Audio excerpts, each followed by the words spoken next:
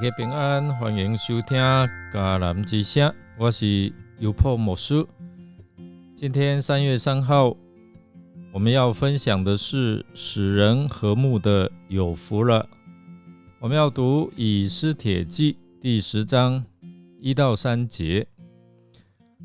弟兄姐妹，我们先来读今天 RPG 的金句。促进和平的人多么有福啊！上帝要称他们为儿女。马太福音5章9节。诺贝尔和平奖设立的宗旨，就是在表彰为促进民族国家团结友好、取消或裁减军备，以及为和平会议的组织而宣传尽到最大努力，或是做出最大贡献的人。马丁·路德·金恩博士，这位浸信会的黑人牧师，是1964年诺贝尔和平奖的得主。在那个白人限制黑人人权自由的时代，他实践耶稣不用武力来抗争，强调爱的力量转化的态度。他因为促进和平、自由、解放，被抓入狱，但是他依然勇敢为和平出声。他认为憎恨像癌症肿瘤一样吞噬着人格与生命力，摧毁人的价值与客观的意义，所以他愿意用生命跟随耶稣，相信只有爱可以促进和平，使人和平的人得到的福气是成为上帝的儿女。今天我们看到这段的经文，末底改的事件可以由波斯王的历史典籍中得到印证。史学家一般认为亚哈水乳王的晚年人格败坏，最后在西元前的465年被行刺。不过他死后帝国国土完好，富甲天下，权倾四方，可见当时这位国王的伟大。而以斯帖记最后的注解，让人对于国王身旁的宰相末底改留下了深刻的印象。弟兄姐妹，我们可以从经文说亚哈水乳王提拔末底改的事，都记载在波斯和米底亚王的官方实录上。此处特意将亚哈水乳王提拔末底改的事和王一生的事迹并列记载在马代和波斯王的历史上，目的就是在佐证本书所记述的以斯帖、末底改和普尔日的前因后果，绝不是虚构的。在以斯帖记中的故事，末底改是一位犹太人，他被挑选为波斯帝国的官员，他并在危急时发挥了关键的作用。当时候波斯王还有哈曼，他们就是波斯国的哈曼，计划灭绝犹太人，但末底改与以斯帖王后来合作，设法阻止了这个阴谋，拯救了犹太人不被灭绝。我们看到末底改他的行为表现了他的忠诚和勇气，他敢于为自己的信仰和民族而战。他也非常聪明，能够善用自己的职务和权力，帮助犹太人脱离危机。他是一个对正义和真理有强烈追求的人，他为了拯救犹太人，冒着生命的危险，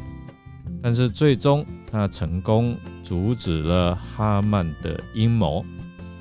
因此呢，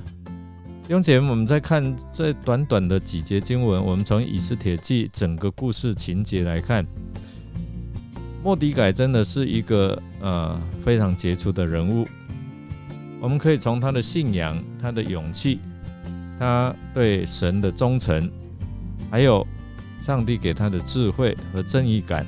都为同胞所称道。所以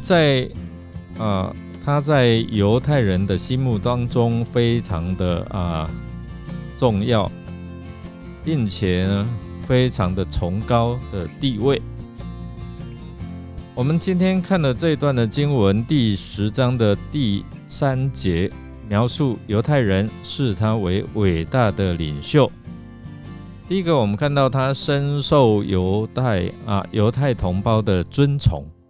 第二呢，我们看到他得到犹太同胞的喜悦，或者是说爱戴。通常位高权重的人难免会受人嫉妒，或者是他可能会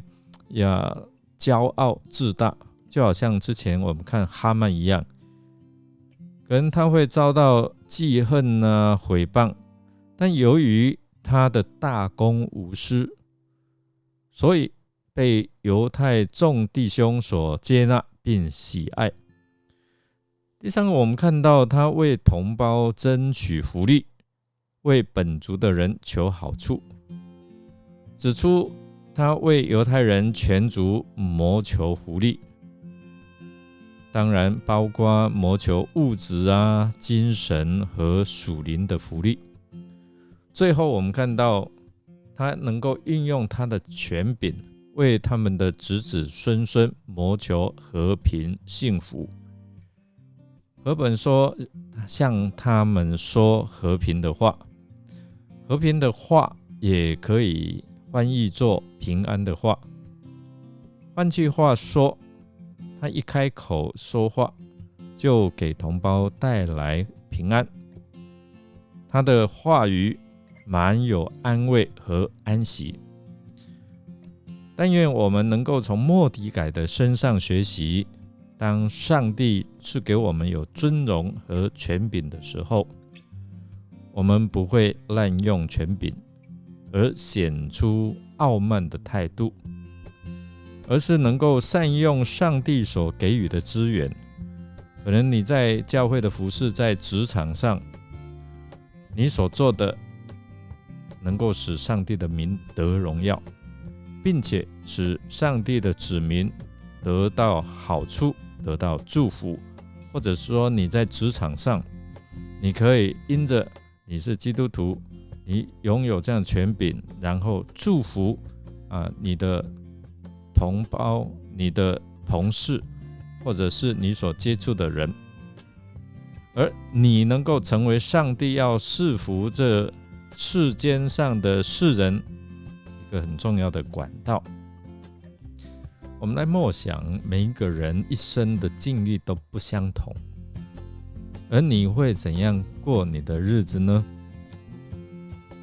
你觉得你的人生过得合乎上帝的心意吗？你是否可以成为人领受上帝赐福的管道呢？让我们一起来祷告。亲爱的天父上帝，因着你的恩典，使我们在每一个困境当中，总能够经历你赐下够用的恩典，来帮助我们度过每一次的困境危机。我们祈求你来帮助我们，在每一个节庆，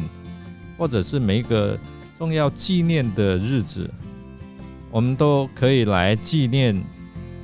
感谢你慈爱的恩典，也感动我们乐意将我们所拥有你所赏赐的一切的恩赐与人一同分享，而使我们的生命成为别人的祝福。求主圣灵有保守我们口所说的每一句话，我们所说的每一句话都能够成为祝福造就人的话。谢谢主帮助我们，让我们说出使人和睦和平的话语。我们这样祷告是奉靠主耶稣基督的圣名求，阿们。感谢您的收听，如果您喜欢我们的节目，欢迎订阅。我是有波牧师，祝福您领受上帝满满的恩典，也乐意与人分享美好的事物。我们下次再见哦。